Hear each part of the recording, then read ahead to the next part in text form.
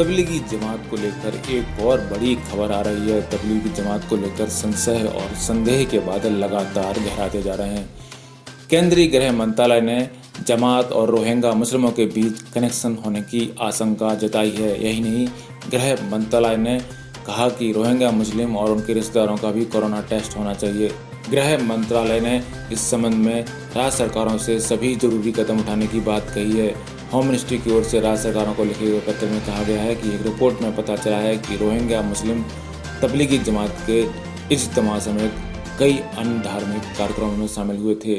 इसलिए आशंका जताई जा रही है कि रोहिंग्या मुस्लिम भी कोविड-19 के शिकार हो सकते हैं। आपको बता दें कि हैदराबाद के कैंप में बड़ी संख्या में रोहिंग्या मुस्लिम रह रहे हैं। वहीं तेलंगाना के कैंपों में रह रहे रोहिंग्या लोगों ने भी हरियाणा के मेवात में आयोजित तबलीगी जमात के आयोजन में हिस्सा लिया था। फिर यही लोग दिल्ली के निजामुद्दीन मरकज में भी शामिल हुए थे। वहीं तबलीगी जमात के कोई भी विदेशी सदस्य अब जांच दल को सूचित किए बिना भारत नहीं छोड़ पाएंगे। दिल्ली के पुलिस कमिश्नर SN श्रीवास्तव ने धार्मिक समूह के खिलाफ दायर एक मामले से जुड़े अपने यूनिट प्रमुखों को इस संबंध में खास दिशा निर्देश जारी किए हैं। वहीं केंद्र सरकार की ओर से नई दिल्ली, जम्मू कश्मीर, पंजाब और हरियाणा के उन जगहों के नाम दिए गए हैं जहां रोहिंग्या रहते हैं। गृह मंत्रालय का कहना है कि रोहिंग्या हरियाणा के मेवात में जमात के कार्यक्रम में शामिल हुए थे और वो अपने कैंप में नहीं लौटे हैं। ऐसे लोगों की संख्या करीब 300 बताई जा रही है, लिहाजा कोरोना संक्रमण का खतरा बढ़ गया है। ऐसे लोगों को ट्रेसिंग, टेस्टिंग और क्वारंटाइन करना बेहद जरूरी माना जा रहा है। दरअसल देश के अलग अलग राज्यों से कोरोना संक्रमण के जितने भी मामले सामने आ रहे हैं, उनमें तबलीगी जमात का कहीं ना कोई कनेक्शन निकलता जा रहा है। देश के कई राज्यों में कोरोना मरीजों के जमात से कनेक्शन 40 से 60% तक नजर आ रहे हैं। वहीं तबलीगी जमात और कोरोना केस के सिलसिले में दिल्ली पुलिस की तरफ से मौलाना साद के खिलाफ केस दर्ज किया गया है। जमात में शामिल विदेशी नागरिकों के खिलाफ लुकआउट नोटिस भी जारी है। दिल्ली पुलिस का कहना है कि इन लोगों ने वीजा नियमों का उल्लंघन किया था। निजामुद्दीन मरकज से 2300 से अधिक लोगों को बाहर निकाला गया था, जिनमें 500 से ज़्यादा विदेशी नागरिक थे। बड़ी बात यह है कि मौलाना साद के खिलाफ अब FIR दर्ज हो चुकी है, लेकिन वो जांच प्रक्रिया में शामिल होने के लिए फिजिकली रूप से उपस्थित होने से बच रहा है। साद ने दिल्ली पुलिस की क्राइम ब्रांच को खत लिखकर पूछा है कि उसके खिलाफ जो FIR दर्ज की गई है उसमें कौन सी धाराएं जोड़ी गई हैं।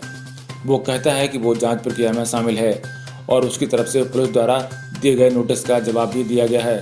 वहीं दूसरी तरफ तबलीग जमात के मुखिया साद पर अब पुलिस का शिकंजा कसता ही जा रहा है।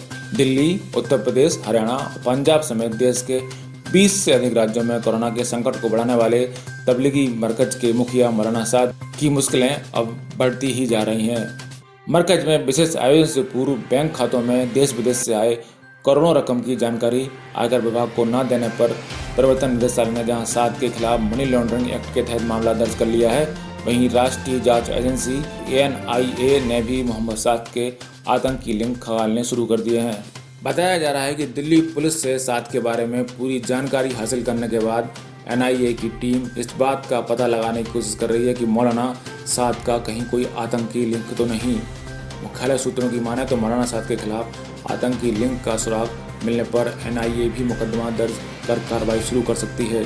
पिछले 2 हफ्ते से NIA अपने स्तर पर हर पहलुओं को देखते हुए जांच में जुटी हुई है।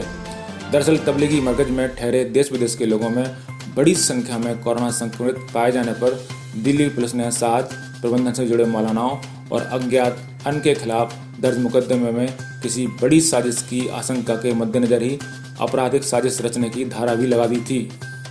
ऐसा माना जा रहा था कि जमातियों के जरिए साद की योजना कहीं भारत में कोरोना बीमारी फैलाकर बड़ी तबाही मचाने की तो नहीं थी। साजिश के मद्देनजर ही NIA इस पर जांच कर रही है। उधर ED ने शुक्रवार से साद के सभी बैंक खातों के बारे में पता लगाना शुरू कर दिया है। यह पता लगाया जा रहा है कि मरकज के बैंक खातों में देश विदेश से आई धनराशि में कितना पैसा कहां से आया था। मौलाना साद, प्रबंधन से जुड़े 6 मौलानाओं व मरकज आदि किन किन नाम के बैंक खाते हैं, यह पता लगाया जा रहा है। उक्त खातों में कितनी धनराशि जमा है, खातों का इस्तेमाल कौन कौन करते हैं, ED इसकी विवेचना करने में जुट गया है। ED की एक बड़ी टीम फंडिंग के स्रोत के बारे में पता लगा रही है कि मरकज के खातों में जो ट्रांजैक्शन हुए उसमें फेमा का उल्लंघन हुआ या नहीं। किन किन देशों व भारत के राज्यों से पैसे आए, किस ग्राउंड पर पैसे आए, उक्त रकम कितनी दिखाई गई, कितने पैसे किन किन मद में खर्च किए गए, कानून को कहां ताक पर रखा गया, आयकर जमा किया जाता था अथवा नहीं, इन सब पहलुओं की जांच हो रही है। वहीं ईडी के वरिष्ठ अधिकारियों का कहना है कि 7 को गिरफ्तार कर पूछताछ करने के बाद ही सही तौर पर विस्तृत जानकारी मिल पाएगी।